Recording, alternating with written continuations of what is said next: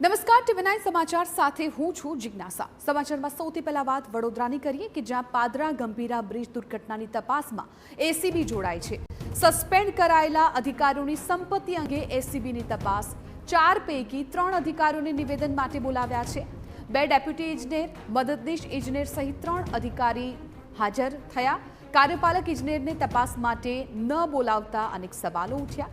કાર્યપાલક ઇજનેર નૈનેશ નાયકાવાલાને બચાવવાના પ્રયાસનો આક્ષેપ ક્યાંક થઈ રહ્યો છે। અધિકારીઓની સંપત્તિ અંગે તમામ વિગત અને પુરાવાની તપાસ કરવામાં આવશે।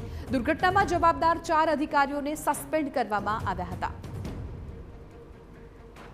તો અધિકારીઓએ ફરજ દરમિયાન વસાવેલી મિલકતો અંગે એસીબી દ્વારા તપાસ કરવામાં આવશે અને મિલકતોના તમામ દસ્તાવેજો સહિત પુરાવાઓની પણ ચકાસણી કરાશે અને જો અધિકારીની સંપત્તિમાં ભ્રષ્ટાચાર જણાશે તો કાર્યવાહી કરાશે।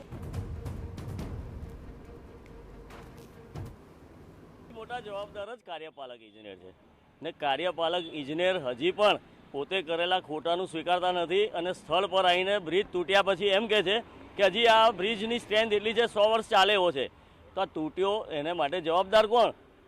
તો સૌથી મોટા જવાબદાર એ નાયકાવાલા પોતે છે અને એસીબીએ નાયકાવાલાને સૌથી પહેલાં બોલાવવા જોઈએ કે તારા હાથ નીચેના ડેપ્યુટીઓને તું સૂચના ના આપતો હોય તો જતા જ ના હોય અને કોઈ તપાસ થતી ના હોય।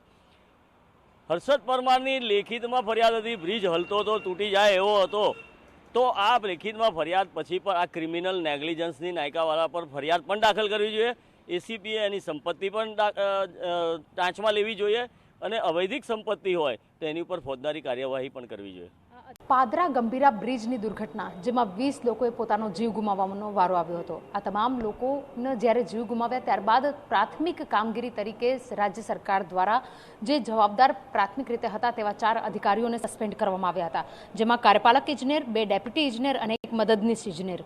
આજે ડેપ્યુટી ઇજનેર અને મદદનીશ ઇજનેરની સંપત્તિ અને તેઓ દ્વારા કરવામાં આવેલી કામગીરી અંગેની તમામ જે વિગતો છે તેની સાથે સાથે તેઓના આવકના સ્ત્રોત અને તમામ વિષયોને લઈને આજે એન્ટી કરપ્શન બ્યુરો દ્વારા તપાસ હાથ ધરવામાં આવી છે।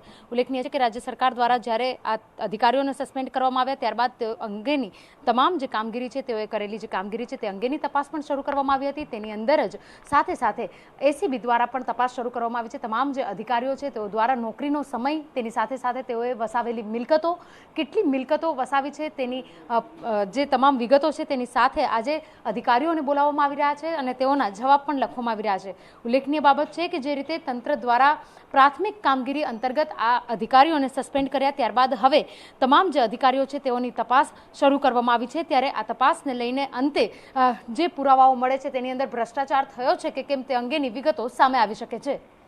કેમેરા પર્સન રોહિત ગોયલ સાથે અંજલિ ઓઝા, ટીવી9 વડોદરા।